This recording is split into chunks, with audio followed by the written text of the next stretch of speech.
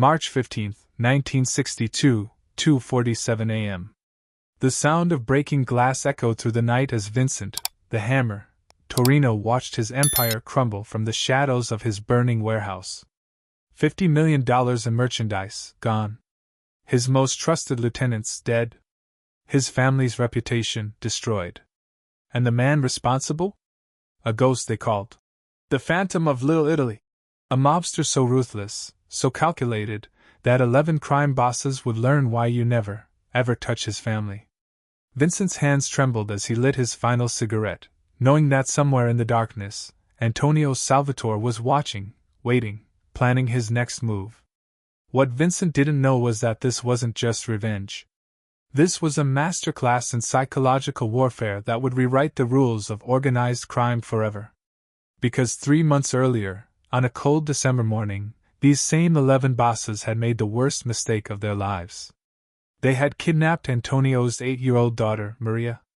But to understand the magnitude of what Antonio Salvatore accomplished, you need to understand who he was before he became the most feared man in New York's underworld. Born in Sicily in 1925, Antonio learned his first lesson about power when he was just 7 years old. His father, a respected olive oil merchant, was murdered by competing families who wanted to control the local trade routes. Young Antonio watched from a closet as 3 men beat his father to death with crowbars, promising himself that day that no one would ever have that kind of power over his family again. By 14, Antonio had killed his first man, one of his father's murderers. By 18, he had eliminated all 3, using methods so creative and terrifying that local families began to whisper his name in the same breath as ancient Sicilian legends. When he arrived in New York in 1948, Antonio brought with him something the American mob had never seen before. The old ways, the blood codes that made Sicilian vendettas legendary. But Antonio also brought something else, a brilliant strategic mind that could see patterns and connections that others missed completely. Within 5 years, Antonio had built a network that stretched from the docks of Brooklyn to the casinos of Las Vegas. Unlike other mobsters who relied on violence and intimidation, Antonio understood that information was the ultimate weapon. He knew which judges took bribes, which politicians had affairs, which cops gambled away their children's college funds. He didn't just collect secrets, he weaponized them, creating a web of influence that made him untouchable. By 1960, Antonio controlled more territory than any single boss in New York, yet somehow remained invisible to law enforcement and rival families alike. That invisibility was about to end, because Antonio had made one crucial mistake. He had something to lose. Maria Salvatore was born on Christmas morning, 1954, and from the moment she opened her eyes, Antonio was transformed. The man who could order executions without blinking became someone who spent hours reading bedtime stories and teaching his daughter to paint watercolors. Maria was his weakness, and in the brutal world of organized crime, weakness is always discovered, always exploited. The plot against Antonio began in November 1961, during a meeting of what was called the Iron Circle, 11 of the most powerful crime bosses on the East Coast. Vincent Torrino, the man who would later watch his empire burn, was actually the one who proposed the idea. These men controlled everything from narcotics to construction, from gambling to labor unions. Together, they represented over $200 million in annual criminal revenue. But there was a problem. Antonio Salvatore was cutting into their profits, and his influence was growing too strong to ignore any longer. "We can't touch him directly," Torrino explained to the assembled bosses in the back room of Gino's restaurant. "His network is too deep, too protected. But every man has a pressure point, and we've found his." Torrino slid a black and white photograph across the table. 8-year-old Maria Salvatore, walking to school with her bodyguard, completely unaware that her fate was being decided by men who saw children as nothing more than leverage in their endless games of power. The plan was elegantly simple. Kidnap Maria during her weekly piano lesson, hold her in a secure location, and force Antonio to abandon his territory in exchange for her safe return. What these 11 bosses couldn't have known was that they weren't just threatening Antonio's daughter, They were awakening something primal and terrifying that had been dormant for over a decade. They were about to learn why Sicilian vendettas had become the stuff of nightmare legends. December 12, 1961, 3:15 p.m. Maria's piano lesson was supposed to end at 4 o'clock, but when Antonio's men arrived to pick her up, they found the music room empty, the piano bench overturned, and Maria's backpack abandoned on the floor. The teacher, Mrs. Patterson, was discovered bound and gagged in a supply closet, alive but terrorized. She could only remember 3 men in expensive suits who spoke with Italian accents, and promised they wouldn't hurt anyone if everyone stayed quiet. Antonio received the phone call 27 minutes later. Vincent Torrino's voice was calm, almost apologetic, as he explained the situation. Maria was safe, well cared for, and would remain that way as long as Antonio followed very specific instructions. He was to dissolve his operations, turn over his territory to the Iron Circle, and disappear from New York within 72 hours. Any attempt to find Maria, any contact with law enforcement, any deviation from these demands would result in consequences that Torrino didn't need to spell out. What happened next would become the blueprint for the most sophisticated revenge plot in criminal history. Antonio didn't rage, didn't threaten, didn't even raise his voice. Instead, he thanked Torrino politely, asked for proof that Maria was unharmed, and requested 48 additional hours to arrange his affairs. Torrino, confident that he had finally broken the legendary Antonio Salvatore, graciously agreed to the extension. But Antonio wasn't breaking, he was calculating. Within 6 hours of that phone call, Antonio had activated a network that reached into every corner of the criminal underworld. He contacted informants who had been dormant for years, called in favors that dated back to his arrival in America, and began implementing a strategy so complex that it would take months for investigators to fully understand its scope. Antonio wasn't just going to rescue his daughter. He was going to destroy every single person who had threatened her, and he was going to do it in a way that would serve as a warning to anyone who might consider similar actions in the future. The first phase of Antonio's revenge began with information warfare. Using contacts in telephone companies, Antonio obtained complete records of every call made by each member of the Iron Circle for the past 6 months. Banking connections provided detailed financial records showing money transfers, account balances, and investment portfolios. Corrupt police officers supplied arrest records, ongoing investigations, and internal police communications. Within 24 hours, Antonio knew more about these 11 men than their own wives did. Giuseppe Benedetto, boss of the Benedetto family, had been skimming money from pension funds to cover gambling debts that totaled over $3 million. Carlo Mendez was having an affair with the wife of a federal judge and had been photographed in compromising positions that could destroy both their careers. Tommy, the fish, Marconi had been secretly cooperating with FBI investigations for over a year, providing information about rival families in exchange for immunity from prosecution for his nephew's murder conviction. But Antonio wasn't interested in simple blackmail or exposure. He wanted something much more permanent, much more devastating. He wanted these men to understand, in the final moments of their lives, exactly why they were dying and exactly what they had unleashed when they decided to use his daughter as a bargaining chip. The second phase involved recruitment. Antonio reached out to men who had been wronged by the Iron Circle, families who had lost loved ones to their violence, businesses that had been destroyed by their extortion. He offered them something more valuable than money. He offered them justice, wrapped in the promise of untraceable vengeance. Within 48 hours, Antonio had assembled a shadow army of 37 men, each with their own reasons for wanting the Iron Circle destroyed, each willing to follow Antonio's precise instructions without question. Meanwhile, Maria Salvatore sat in a comfortable room in a farmhouse outside Albany, completely unaware that her kidnapping had triggered what would become known as the December Purge. Her captors, 3 low-level soldiers who had been hired specifically for this job, treated her well, even buying her coloring books and allowing her to call her father once daily to prove she was unharmed.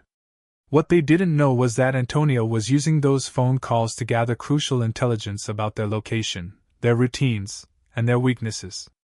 The third phase was misdirection. Antonio began visibly liquidating his operations, selling properties, and making arrangements that suggested he was actually planning to comply with the Iron Circle's demands. He met with several of his lieutenants in public locations, appeared to be transferring control of his territories, and even made reservations on a flight to Sicily. Vincent, Torrino, and the other bosses began to congratulate themselves on their success, convinced that they had finally found the key to controlling the seemingly invincible Antonio Salvatore. But while Antonio was performing the role of a defeated father, his shadow army was moving into position. Each member of the Iron Circle was being watched, their routines documented, their security analyzed, their vulnerabilities catalogued. Antonio wasn't just planning 11 murders, he was orchestrating 11 simultaneous psychological demolitions that would leave no doubt about who was responsible and why. December 18, 1961, 11:30 p.m. The revenge began with Giuseppe Benedetto, the gambling addict who owed money to half the bookmakers in New Jersey. Benedetto was found in his office, seated at his desk, with a gun in his hand and a bullet through his brain. The apparent suicide note, written in Benedetto's own handwriting, confessed to stealing pension fund money and expressed remorse for bringing shame to his family.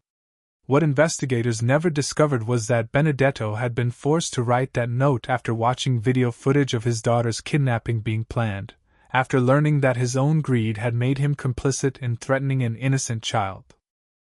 12 hours later, Carlo Mendez was discovered in his car at the bottom of the Hudson River, apparently the victim of a tragic accident during a late-night meeting.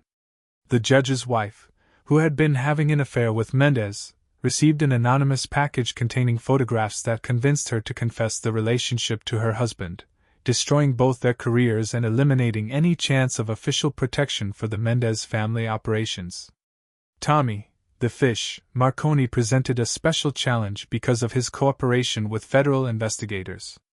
Antonio's solution was elegant in its simplicity. Marconi was allowed to live, but information about his status as an informant was leaked to every major crime family on the East Coast. Within a week, Marconi was forced to enter witness protection, effectively erasing him from the criminal landscape without Antonio having to fire a single shot. One by one, the members of the Iron Circle began to fall. Some died in apparent accidents, construction site mishaps, poisoned restaurant meals, heart attacks triggered by specially designed psychological pressure. Others were destroyed financially, their criminal empires collapsing as key associates were arrested, as bank accounts were mysteriously frozen, as legitimate businesses suddenly faced devastating lawsuits and regulatory investigations. But the most spectacular destruction was reserved for Vincent Torrino, the man who had conceived the kidnapping plot and who was holding Maria in the farmhouse outside Albany. Antonio's intelligence network had identified not only the exact location where his daughter was being held, but also the complete structure of Torrino's operations, the location of his warehouses, the identity of his most trusted associates, and the psychological pressure points that would cause maximum devastation. On the night of March 14, 1962, Antonio finally moved to rescue Maria. The operation was flawless, executed by men who had been planning every detail for 3 months. The 3 guards were neutralized silently, Maria was extracted without trauma, and the farmhouse was left exactly as it had been found, with no evidence of Antonio's involvement. But rescuing his daughter was only the beginning of Vincent Torrino's nightmare. Over the next 72 hours, Torrino watched his empire systematically destroyed.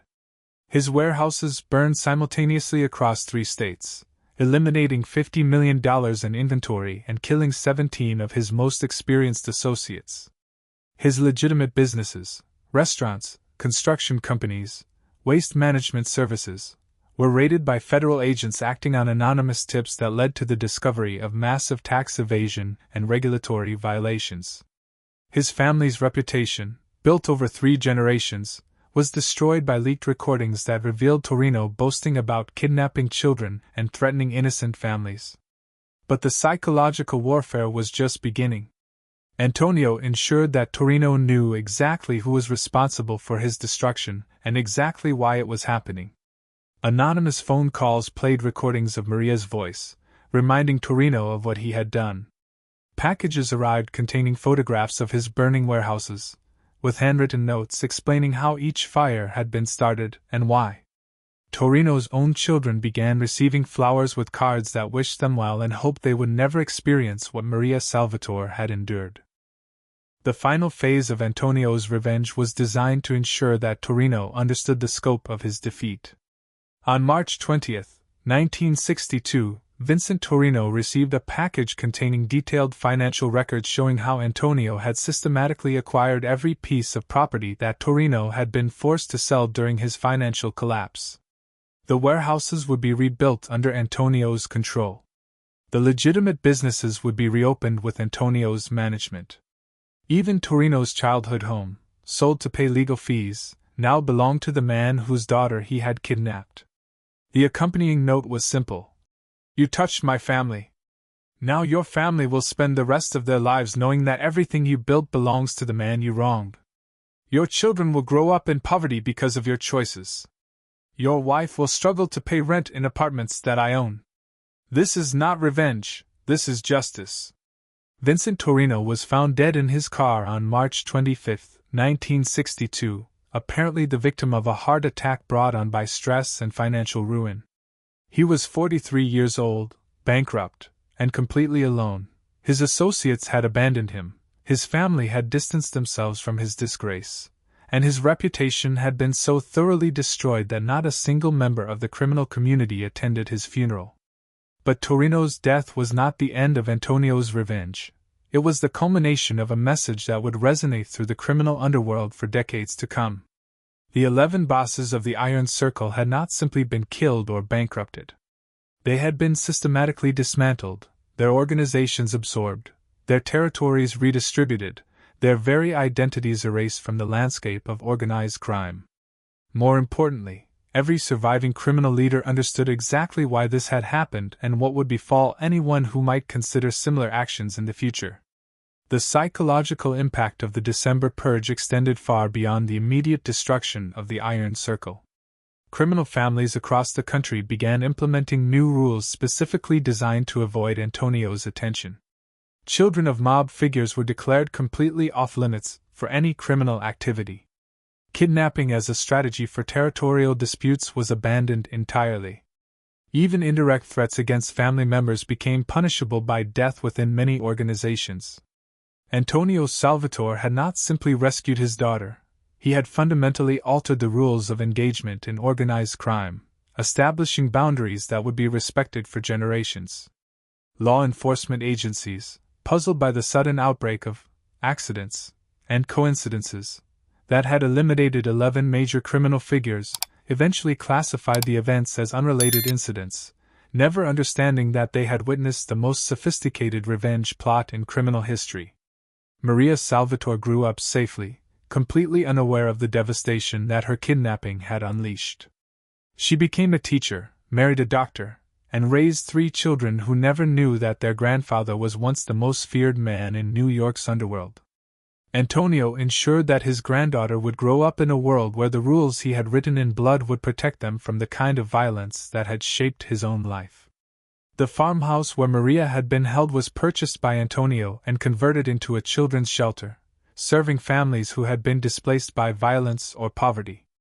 Every year on December 12th, the anniversary of Maria's kidnapping, Antonio would visit the shelter anonymously, leaving behind substantial donations and ensuring that no child would ever again experience the terror that his daughter had endured. Today, nearly 60 years later, the story of Antonio Salvatore's revenge remains largely unknown to the general public, buried in classified FBI files and whispered only in the deepest corners of the criminal underworld. But among those who study the psychology of power and the dynamics of organized crime, the December Purge stands as the definitive example of how calculated revenge, executed with perfect precision and unlimited resources, can reshape entire criminal ecosystems. The 11 bosses who decided to kidnap an 8-year-old girl because they thought her father had become too powerful learned, in their final moments, that they had unleashed something far more dangerous than they had ever imagined. They had awakened a force that would not simply strike back, it would methodically, systematically, and completely erase them from existence, ensuring that their destruction would serve as a warning that would protect countless other families from similar fates. Vincent Torrino's last words, spoken to a bartender just hours before his death, captured the magnitude of their miscalculation. "We thought we were hunting a wolf. We didn't realize we were poking a sleeping dragon." The dragon of Little Italy had awakened, and 11 crime bosses had paid the ultimate price for their arrogance, their cruelty, and their fundamental misunderstanding of what happens when you threaten the family of a man who has nothing left to lose and everything necessary to destroy you completely. The aftermath of Vincent Torrino's reign of vengeance became the stuff of legend, whispered about in dark corners of bars and passed down through generations of those who understood that some lines should never be crossed. But the true measure of what Antonio Castellano had become wasn't found in the bodies he left behind or the empire he dismantled. It was found in the silence that followed. In the weeks after the last of the 11 fell, something unprecedented happened in Little Italy and the surrounding boroughs. Crime didn't just decrease, it transformed. The smaller operators, the street-level thugs who had once felt emboldened by the protection of larger organizations, suddenly found themselves operating under an invisible but absolute code of conduct. Word spread through the criminal underworld with the efficiency of wildfire. Children were untouchable, families were sacred, and anyone who violated these principles would face consequences that made death seem merciful. Maria Santos, who ran a small grocery store on Mulberry Street, noticed the change immediately. For years, she had paid protection money to various neighborhood crews, watched her windows get broken when payments were late, and lived in constant fear that her teenage son might be recruited or threatened. But in the months following what the newspapers euphemistically called the territorial consolidation, something shifted. The protection rackets didn't disappear entirely, but they became civilized, professional. The men who collected were polite, the amounts were fair, and there was an unspoken understanding that business owners were to be treated with respect. When Maria's son was approached by recruiters from a local crew, they backed off the moment they learned his age, apologizing profusely and leaving behind an envelope of money for any inconvenience. The transformation wasn't limited to street-level operations. In the legitimate business world, Antonio Castellano's construction company began taking on projects that seemed almost charitable in nature. Community centers in underserved neighborhoods, renovated playgrounds in areas where children had nowhere safe to play, reinforced security systems for schools that couldn't afford them. When asked about the company's new direction, Castellano's public statements were carefully crafted and deliberately vague. "A community is only as strong as its most vulnerable members. We believe in building foundations that last." But those who understood the deeper currents at work recognized these projects for what they truly were: a comprehensive security network disguised as civic improvement. Every playground that Castellano's company built included sight lines that made it impossible for strangers to approach children unobserved. Every community center was equipped with surveillance systems that would make government facilities envious. Every school's security upgrade included protocols specifically designed to prevent abductions. The dragon wasn't just protecting his own family. He was creating an environment where no other father would have to face the choice he had been forced to make. Detective Ray Morrison, who had been investigating organized crime in the city for over 2 decades, found himself in the surreal position of watching crime statistics plummet while being unable to build cases against the man he suspected was responsible for the most systematic elimination of criminal leadership in the city's history. Morrison had started his career believing that the law was black and white, that justice was about following evidence and building prosecutions. The Castellano case forced him to confront uncomfortable questions about what justice actually meant when the system failed to protect an 8-year-old girl. In his private notes, Morrison wrote about the ethical dilemma that kept him awake at night. 11 men are dead, and I have reasonable suspicion about who killed them. But those same 11 men orchestrated the kidnapping and murder of a child as a business strategy. They operated protection rackets that terrorized honest business owners, ran numbers games that exploited the desperate, and created a climate of fear that made ordinary people prisoners in their own neighborhoods. Since their deaths, violent crime in their territories has dropped by 63%. Child abduction attempts have decreased to essentially 0%. Protection rackets still exist, but they've become almost ethical. I became a cop to protect and serve, but I'm watching a man accomplish both of those goals more effectively than the entire police department ever has, and he's doing it through methods that would put him away for life if I could prove them. The ripple effects extended far beyond New York's boroughs. Word of what had happened spread through criminal networks across the country, carried by surviving associates, frightened lieutenants, and anyone smart enough to recognize that the rules of the game had fundamentally changed. In Chicago, Detroit, Philadelphia, and Boston, crime bosses began implementing strict policies about operations involving families. Children became completely off-limits, not out of sudden moral awakening, but out of practical terror at the thought of awakening their own version of the dragon. Federal investigators, who had spent decades trying to infiltrate and dismantle organized crime families, found themselves studying the Castellano case as a masterclass in strategic dismantlement. The precision with which he had identified and eliminated threats while avoiding detection suggested a level of planning and intelligence gathering that impressed even seasoned law enforcement professionals. Agent Sarah Chin, who had been tracking organized crime for the FBI for 15 years, compiled a classified analysis that would later become required reading at Quantico. Subject demonstrates sophisticated understanding of organizational hierarchies, operational security, and psychological warfare. Each elimination appears to have been designed not just to remove a threat, but to send a specific message to specific audiences. The systematic nature of the campaign suggests long-term strategic thinking combined with intimate knowledge of target psychology and organizational vulnerabilities. But perhaps the most telling indication of how completely the landscape had changed came from an unexpected source: the children themselves. In schools throughout the affected neighborhoods, teachers began noticing that students seemed less anxious, more willing to walk to school alone, more confident about playing in parks and staying out until dark. Child psychologists working in the area reported a significant decrease in anxiety-related visits, and emergency room doctors noted fewer cases of injuries consistent with child abuse or neglect. 8-year-old Tommy Ricci, who lived 3 blocks from where Sofia Castellano had been taken, experienced this change in ways his parents couldn't fully understand.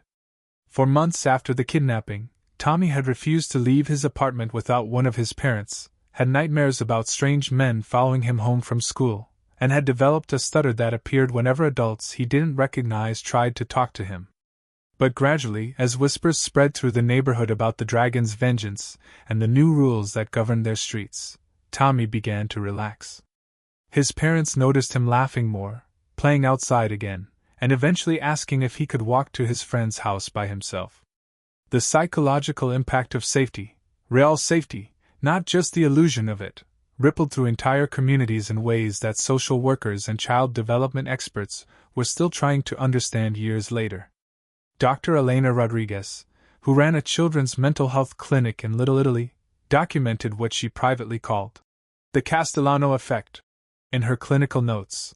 There appears to be a direct correlation between the elimination of certain criminal elements and the psychological well-being of children in the affected areas. Families are reporting that their children are sleeping better, performing better in school, and showing fewer signs of chronic stress. Parents themselves are more relaxed, which creates a positive feedback loop of reduced household tension and improved family dynamics.